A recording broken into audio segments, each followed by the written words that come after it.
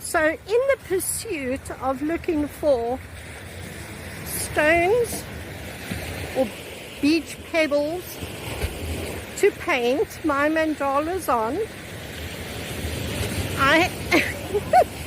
I drove over an hour. Google Maps got me completely lost, and I have finally made it to the beach. Yay!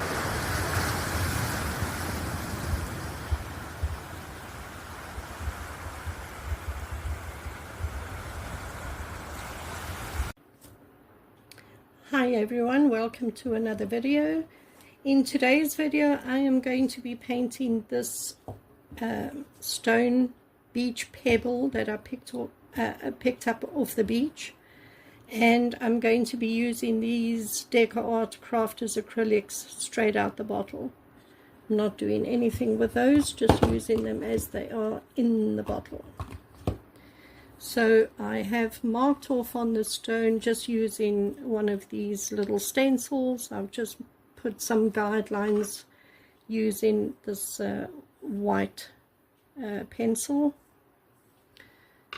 and that's it. Enjoy the video as I paint a mandala on this beach stone.